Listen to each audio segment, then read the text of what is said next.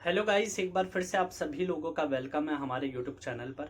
और आज की ये जो वीडियो है, इस वीडियो में मैं आपको किसी जॉब डिस्क्रिप्शन के बारे में नहीं बताने वाला हूँ, बल्कि एक मतलब न्यू कंटेंट है, एक स्टोरी है that I wanted to share with you. ठीक है। और मैंने खुद उस स्टोरी को मतलब एक दो दिन पहले पढ़ा। तो वो स्टोरी में बहुत कुछ है सीखने को के लिए। That's why I decided to upload the video on this. और मेरी भी रिक्वेस्ट है, आप इस स्टोरी को एक बार ज़रूर सुने। ठीक है। फिर आपके जो भी पॉइंट ऑफ व्यू है आप उसको कमेंट बॉक्स में बता सकते हैं। तो चलिए शुरू करते हैं। तो ये जो स्टोरी है ये दिल्ली में ही बेस्ड एक जो गर्ल है उनकी है। ठीक है। और तो शुरू करते हैं। वो जो लड़की होती है उसका नाम सुनीता होता है। ठीक है। तो सुनीता की ये स्टोरी है जो कि अपनी स्टडी में काफ़ी अच्छी होती हैं, लेकिन कुछ फैमिली रीजंस की वजह से उनके जो स्टडी होती है उसमें गैप हो जाता है। ठीक है। एक सब्जेक्ट होता है केमिस्ट्री। ठीक है। वो साइंस साइड की स्टूडेंट होती है, तो केमिस्ट्री सब्जेक्ट होता है, उसमें कुछ गैप रह जाता है फैमिली रीजन की वजह से। तो उनका जो सिलेबस होता है वो पीछे छूट जाता है। हालांकि वो ट्यूशन एक जाती थी, एक कोचिंग में ज्वाइन कर रखा था, वहाँ पर जाती थी।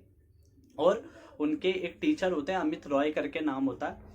तो वो उनसे रिक्वेस्ट करती है कि जो मेरा सिलेबस है वो थोड़ा पीछे छूट गया सर, और फैमिली इशू की वजह से। तो क्या आप कोई मतलब जैसे एक्स्ट्रा क्लासेस मेरे को प्रोवाइड करके, और मैं उसके लिए आपको पे कर दूंगी, वो दे सकते हैं। और मतलब या फिर मुझे होम ट्यूशन प्रोवाइड कर सकते हैं। तो इसके लिए वो रिक्वेस्ट करती है, और उसके बाद में अमित रॉय भी इस पे मान जाते हैं कि ठीक है, मैं आपको जो एक्स्ट्रा क्लासेस है वो प्रोवाइड कर दूंगा। तो अमित रॉय उनके टीचर होते हैं पहले से। ठीक है। तो वो उनको गाइड करते हैं। अमित रॉय भी मतलब काफ़ी टाइम से मतलब उनको पढ़ा रहे होते हैं, जो भी अपना प्रीवियसली होता है, एक दो साल ऐसे। तो उनके रिक्वेस्ट पे वो उनके होम ट्यूशन आने लगते हैं। होम ट्यूशन आते हैं, उसके बाद में उनका जो सिलेबस होता है वो उनको कवर करवाने लगते हैं। और इसी टाइम के दौरान मतलब उन दोनों में नज़दीकियाँ भी बढ़ जाती हैं। ठीक है। तो वो जो सुनीता होती हैं, सुनीता उनको प्रपोज करती हैं। और जो अमित रॉय होते हैं पहले वो सुनीता को समझाते हैं कि नहीं, मतलब जो हमारा जो टीचर और स्टूडेंट का जो एक रिलेशनशिप है उसको मेंटेन करना चाहिए। लेकिन जैसे जैसे समय बीतता है तो फिर वो भी दोनों मतलब उनको भी कन्विंस हो जाते हैं, वो कन्विंस हो जाते हैं। तो ये दोनों फिर रिलेशनशिप में आते हैं, और रिलेशनशिप ऐसे ही चलने लगता है। ठीक है। फिर अचानक होता क्या है, एक दिन की बात है कि सुनीता जो है, कि सुनीता का जो भाई होते हैं, ठीक है, सुनीता के भाई डोरबेल मतलब घर पे पहुंचते हैं और देखते हैं कि सुनीता जो है वो फ्लोर पे गिरी होती है, और सुनीता के मुंह से झाग निकल रहा होता है। ठीक है। तो जब झाग निकल रहा होता है तो सुनीता का भाई भाग के और वो अपने जो सिस्टर होती है उनके पास में पहुंचता है, और वो पूछता है कि क्या हुआ। तो सुनीता मतलब बताती है कि मैंने जो एक सल्फाज होती है, ठीक है, एक पॉइजनस टैबलेट या फिर दवा, वो मैंने कंज्यूम की है। ठीक है, खा ली है। और बस फिर वो जैसे मतलब वो बेहोश होने लगती है, और एक ही नाम लेती है, अमित रॉय करके। ठीक है, अमित रॉय नाम लेती है, लेकिन इससे चीज़ें क्लियर नहीं हो पाती कि क्या रीज़न है, क्या चीज़ है। तो फिर वो उनको तो फिर वो उनको लेके, जो सुनीता का भाई होता है, सुनीता को लेके हॉस्पिटल की तरफ भागते हैं। और हॉस्पिटल पहुंचते पहुंचते लेकिन अनफॉर्चुनेटली जो सुनीता होती है वो मतलब उनकी लाइफ ख़त्म हो जाती है। ठीक है। तो वो डेड हो जाती हैं, और उसके बाद में जो मतलब पुलिस इन्वेस्टिगेशन आती है। ठीक है, पुलिस आती है, तो पुलिस को वो सुनीता का भाई बताता है कि एंड टाइम पे क्या हुआ। एक किसी का नाम लिया, अमित रॉय। तो जब इन्वेस्टिगेशन होती है, ठीक है, इन्वेस्टिगेशन बैठती है, पुलिस जो छानबीन करती है, तो उसके जो सुनीता होती है उसके रूम से एक सुसाइड नोट जारी होता है। तो सुसाइड नोट में वो लिखती हैं अमित रॉय के बारे में, वो अपने रिलेशनशिप के बारे में बताती हैं कि हम दोनों के बीच में रिलेशनशिप था, लेकिन जब मैंने उनको मैरिज के लिए बोला, ठीक है, तो अमित रॉय मेरे से शादी करने के लिए इनकार कर रहे थे। ठीक है, हम दोनों में फिजिकल रिलेशनशिप भी था, हम करीब आए। और उसके बाद में वो बोलती है कि अमित रॉय ने मेरे को बताया कि वो एक उनकी कोई फ्रेंड है, उसके साथ रिलेशनशिप में आना चाहते हैं। तो करी तो सुनीता कहती है, जब मैंने ये बात सुनी तो मेरे पैरों तले ज़मीन निकल गई, और इस चीज़ को मैं सह नहीं पाई। ठीक है, मैंने कई बार अमित रॉय से बोला कि मेरे को मतलब शादी के लिए रिक्वेस्ट की, लेकिन उन्होंने हर बार उसको डिनाई किया। और यही रीज़न है कि मैं अब मतलब जो वो सोचती हैं कि मैंने बहुत बड़ी गलती कर दी और इस गलती के पछतावे के लिए अब वो अपनी फैमिली को कोई जवाब नहीं दे सकती और इस वजह से उन्होंने वो जहर खा लिया होता है।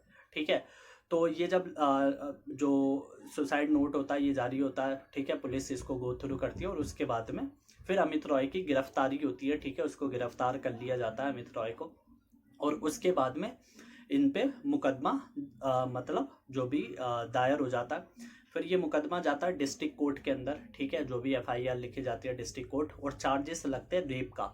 ठीक है, रेप के चार्जेस लगते हैं कि मतलब और एक लगता है धोखे का। ठीक है, जो भी मतलब उनको डिसीव किया जाता है कि मतलब मैरिज की बात बोल के और जो भी मतलब फिजिकल रिलेशनशिप रहा ये सब चीज़ें, तो मैरिज और डिसीव करने का ये दोनों चार्जेस अमित रॉय के ऊपर लगा दिए जाते हैं। और जब ये मुकदमा डिस्ट्रिक्ट कोर्ट में चलता है तो डिस्ट्रिक्ट कोर्ट में जो भी मतलब ये सुसाइड नोट प्रेजेंट होता है। ठीक है, तो सुसाइड नोट के बिहाफ पे इन्वेस्टिगेशन उस टाइम पे उतनी ज़्यादा छानबीन नहीं होती, लेकिन ये जो सुसाइड नोट होता है उसके बिहाफ पे जो भी लड़की ने अपना बयान लिखा होता है तो उसके बिहाफ पे जो इनको क्या बोलते हैं अमित रॉय है उनको सज़ा दी जाती है। ठीक है, अमित रॉय को सज़ा हो गई।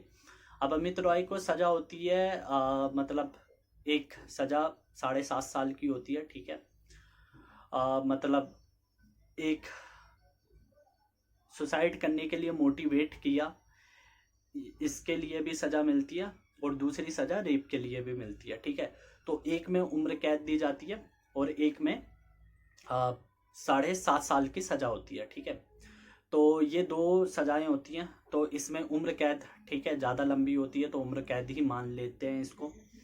तो उसके बाद में जो जब ये कोर्ट का फैसला आता है, ठीक है, कोर्ट का फैसला आता है उसके बाद में अमित रॉय को जेल में डाल दिया जाता है। पहले से ही कस्टडी में आ जाते हैं जब ये पूरा प्रोसेस चल रहा होता है और उसके बाद में जो परमानेंट जब कोर्ट का डिसीजन आ जाता है तो वो क्या होता है गिल्टी फाइंड हो जाता है और उसको अमित रॉय को जेल में डाल दिया जाता है। ठीक है, हालांकि अमित रॉय जो अपनी तरफ से जो दलील देते हैं वो बताते हैं कि मतलब ये जो इसमें बात लिखी गई है वो झूठ है कि हाँ मैं एक्सेप्ट करता हूँ कि हम दोनों में रिलेशनशिप था और जो हम दोनों में फिजिकल रिलेशन हुआ वो हम दोनों की मर्जी से हुआ है। ठीक है, तो ऐसा नहीं है कि मैंने मतलब I am not a rapist. ठीक है, मैंने रेप नहीं किया है। और जो ये बात कह रही है कि मैंने मतलब कोई दूसरी गर्ल के साथ रिलेशनशिप में आना चाहता था, ये बात झूठ है। लेकिन उस टाइम पे जो ये फैसला होता है वो उनके अगेंस्ट में ही आता है अमित रॉय के और उनको जेल में भेज दिया जाता है। तो जेल में जो सज़ा होती है उम्र कैद की दी जाती है। उसके बाद में होता क्या है, ये जो डिस्ट्रिक्ट कोर्ट का जो मामला होता है इसको चैलेंज किया जाता है हाई कोर्ट में। ठीक है, हाई कोर्ट में इसको चैलेंज करते हैं। तो अब इसमें क्या होता है, समय जो है वो आगे ऐसे बीतता जाता है क्योंकि जो केसेस होते हैं उसकी सुनवाई में टाइम लगता है। ठीक है, डिस्ट्रिक्ट कोर्ट से जब हाई कोर्ट में रेफर किए जाते हैं बहुत सारे केस पेंडिंग होते हैं तो उसमें टाइम लगता है। अब उसके बाद होता क्या है, इसी के दौरान जब वो जेल में रहता है अमित रॉय तो वो क्या कहते हैं, वो डिसाइड करते हैं कि अब मेरे को मतलब सिविल सर्विसेज की तैयारी करनी है। ठीक, तो वहाँ की लाइब्रेरी होती है। ठीक है, जेल में भी लाइब्रेरी होती है। वो अमित रॉय जो है वो लाइब्रेरी ज्वाइन कर लेते हैं वहाँ पर। और लाइब्रेरी ज्वाइन करने के बाद होता क्या है कि वहाँ पर जो भी मतलब वहाँ के जो उनके स्टाफ होते हैं ये सब भी उनकी स्टडी में हेल्प करने लगते हैं क्योंकि अमित रॉय पहले से ही सिविल सर्विसेज की तैयारी कर रहे थे और वो सिविल सर्विसेज की तैयारी करते उसके बीच में इनको ये सज़ा मिल जाती है। सज़ा मिलने के बाद भी मतलब ये तैयारी वहाँ पर जेल में सारी बुकें ये सब उनको प्रोवाइड होती हैं तो वो बस अपना पूरा समय फिर उस स्टडी को देने लगते हैं और वहाँ पर जो भी रहते हैं सब उनकी मदद भी करते हैं कि आप स्टडी कीजिए। ठीक है, क्योंकि ये पहली बार हो रहा था। ठीक है, कि कोई जेल में, ठीक है, जिसको सज़ा मतलब प्रोवाइड की गई है वो ऐसे जो पूरे इंडिया का सबसे टफेस्ट एग्ज़ाम है उसके लिए प्रिपेयर कर रहे हैं और वहाँ पे सब उनकी मदद करने लगते हैं।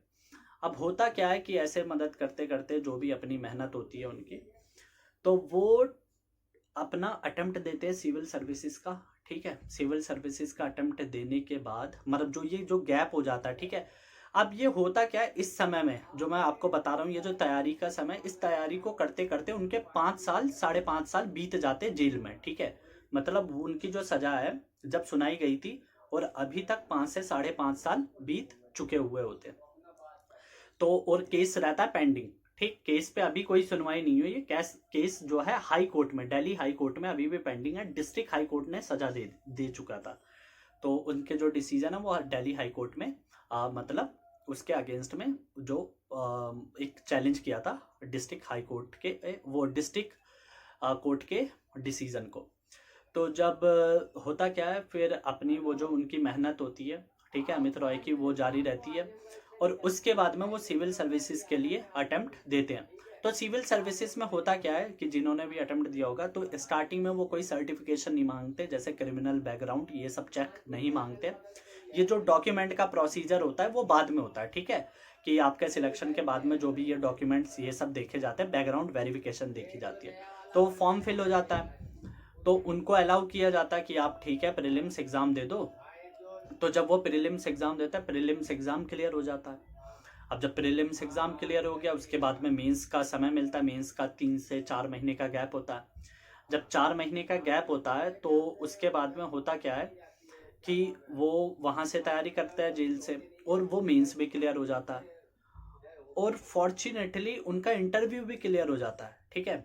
और इंटरव्यू क्लियर हो गया उसके बाद में होता क्या है कि जब रिजल्ट आता है, 2009 की बात होती है, ठीक है, 2009 में सिविल सर्विसेज का रिजल्ट आता है और जो रिजल्ट होता है, रिजल्ट के बारे में जब पता चलता है तो जो मतलब जेल वाले होते हैं, ठीक है, जो जेल में जो भी आसपास जिन्होंने अमित रॉय की मदद की होती है वो बहुत ही खुश हो जाते हैं, क्योंकि जो अमित रॉय होता है वो टॉप करते हैं मतलब सिविल सर्विसेज में, ठीक है, और आईएएस की पोजीशन उनको मिलती है, ठीक है, कि आईएएस के लिए सेलेक्ट होते हैं तो टॉप की लिस्ट में नाम होता है अमित रॉय का। तो ये इन्फॉर्मेशन जब मिलती है तो सभी खुश होते हैं, अमित रॉय भी खुश होते हैं कि हाँ मतलब जो मेरी मेहनत है वो काम आई। लेकिन अभी सबसे मेन जो रुकावट है वो अभी बनी हुई थी, ठीक है। मेन रुकावट क्या बनी हुई थी कि अब होना है बैकग्राउंड वेरिफिकेशन, और बैकग्राउंड वेरिफिकेशन में तो ये कैंडिडेट एक ऐसा है जो अभी सजा काट रहे हैं, ठीक है, ये सजा काट रहे हैं। तो क्या इनका सिलेक्शन मतलब हो तो गया, लेकिन जो ज्वाइनिंग होनी है, जो इनके ट्रेनिंग होती है वो मसूरी में होती है, ठीक है। तो वो ट्रेनिंग पीरियड के लिए जो इंडियन एडमिनिस्ट्रेटिव सर्विस की ट्रेनिंग होती है वो उनके लिए भेजा जाता है। लेकिन जब भेजे जाने का नंबर आया तो पता चला कि ऐसे ऐसे ये तो केस चल रहा है और ये पहली बार हुआ था कि किसी ने सिविल सर्विसेज को क्लियर किया हो और जेल में रहते हुए ये सजा काटते हुए। तो ये पहला एक्सपीरियंस था कोर्ट के लिए भी। फिर उसके बाद में जब दिल्ली जो गवर्नमेंट होती है, ठीक है, दिल्ली गवर्नमेंट होती है, दिल्ली गवर्नमेंट को इसके बारे में पता चलता है।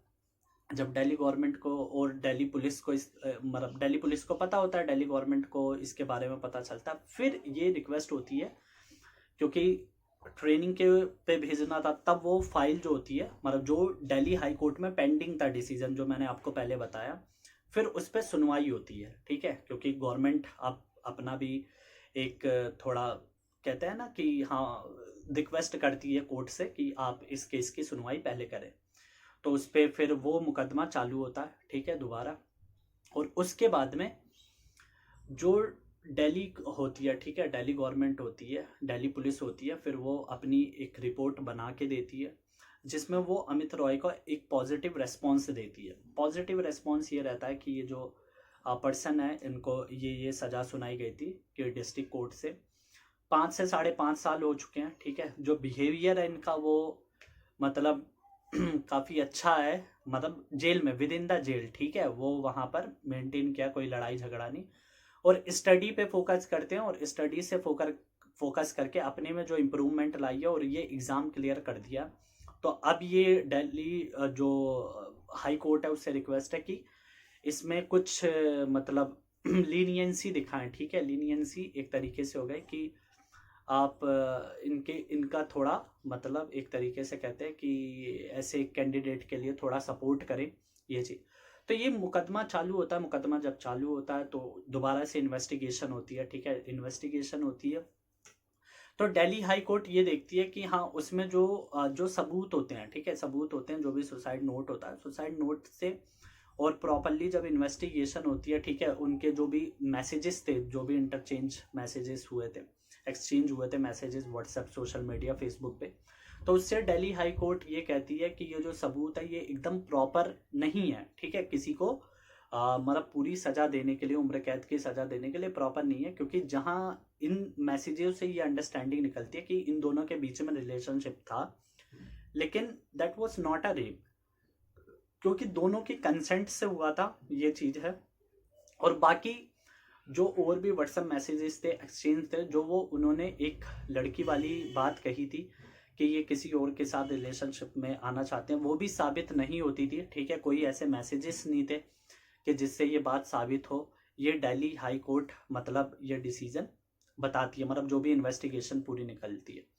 और उसके बाद में फिर दिल्ली हाई कोर्ट जो है वो लीनियंसी दिखाती है और वो कहती है कि जो सुसाइड हुआ है उसके लिए जो एक सजा है, वो ये जो कैंडिडेट है, मतलब ये जो अमित रॉय है, उन्होंने 5.5 साल की सजा जो है वो गुजार ली है। और दिल्ली हाई कोर्ट ये सजा देती है कि ठीक है, जो इनके बिहेवियर रहा है जेल में, तो उनकी ये सजा हम यहीं तक रखते हैं, 5.5 साल ही, अब इसके बाद में हम यहाँ से सजा को माफ कर देते हैं। तो ये डिसीजन आता है, जब ये डिसीजन आता है तो एक बहुत ही बड़ा डिसीजन था ये। तो जो विमेन कमीशन है, ठीक है, नेशनल विमेन कमीशन, मतलब NCW, national commission for women, ये भी आवाज़ उठाते हैं कि ऐसे कैसे आप किसी कैंडिडेट को छोड़ सकते हैं, कि क्या ऐसे एजुकेशन के बिहाफ पे क्या किसी की जो गलती है, किसी का जो एक सुसाइड करवाया या फिर जो भी मतलब उनके ऊपर एलिगेशन लगी हुई थी, तो ऐसे क्या आप सज़ा माफ़ कर देंगे कि अगर कोई टॉपर हो जाता IIT का या UPSC का, ये चीज़। और आपने अलाउ क्यों किया ऐसे कैंडिडेट को एग्ज़ाम देने के लिए। लेकिन जो दिल्ली हाई कोर्ट होती है वो, मतलब ये जो फैसला होता है दिल्ली हाई कोर्ट का, इसको चैलेंज होता है सुप्रीम कोर्ट में, ठीक है। और NCW जो है, मतलब नेशनल कमीशन फॉर वीमेन, वो चैलेंज करती है। लेकिन सुप्रीम कोर्ट अपने डिसीजन में, मतलब जो भी पूरी इन्वेस्टिगेशन होती है गो थ्रू करने के बाद, बोलते हैं कि NCW किसी एक पर्सन के बिहाफ पे, एक पार्टी के बिहाफ पे क्रिमिनल प्रोसीजर में जो मामला वो दायर नहीं कर सकती है, ठीक है। NCW जैसे एक इंस्टीट्यूशन है, एक इंस्टीट्यूशन ये क्रिमिनल जो मामले में वो याचिका दायर नहीं कर सकती, उसके बाद में ये याचिका रिजेक्ट हो जाती है और दिल्ली हाई कोर्ट का ये डिसीजन सुप्रीम कोर्ट कहती है वो वैलिड रहेगा। तो जब ये पूरा डिसीजन होता है और उसके बाद में 2010 में, ठीक है, 2010 में ये सुप्रीम कोर्ट का डिसीजन आता है और दिल्ली हाई कोर्ट का भी डिसीजन आ चुका होता है और उसके बाद में उनको बाइज्जत बरी कर देते हैं, मतलब वो जो उम्र कैद की जो सजा उससे छोड़ देते हैं और उसके बाद में उनकी जो है ज्वाइनिंग हो जाती है इंडियन एडमिनिस्ट्रेटिव सर्विस में। तो ये स्टोरी रहती है और इस ये मतलब स्टोरी का एंड यही होता है, फिर वो सिविल सर्विसेज में अमित रॉय हो जाते हैं। तो आप क्या सोचना है, ठीक है, कि मतलब वो जो डिसीजन लिया गया क्या वो मतलब ठीक आप समझते हैं, ठीक है, आपके पॉइंट ऑफ व्यू में। बाकी एक चीज़ है कि हाँ, जो भी रहा हो, मतलब जैसे इस कहानी में एक मोटिवेशन है कि अगर जैसे आप हार्ड वर्क करेंगे तो उसके लिए कोई भी एनवायरनमेंट हो, आप हार्ड वर्क कर सकते हैं। बाकी जो भी उसके अलग जैसे पॉइंट ऑफ व्यू हैं, ठीक है, जो भी सुसाइड से रिलेटेड हो गया या फिर मतलब एक मैरिज की बात कह के मैरिज ना करना, वो एक अलग पहलू है इस चीज़ का। तो आप क्या सोचते हैं, ठीक है, इस स्टोरी के बारे में क्या राय रखते हैं, आप ज़रूर एक बार कमेंट बॉक्स में बताएं, ठीक है। और आपने इस कहानी से क्या सीखा, ये भी चीज़ आप बता सकते हैं। So thank you very much for listening this story. अगर स्टोरी आपको ठीक लगी हो और कोई पॉइंट ऑफ व्यू आप रखते हैं तो आप ज़रूर बताएं। So thank you very much for listening this story and have a wonderful day.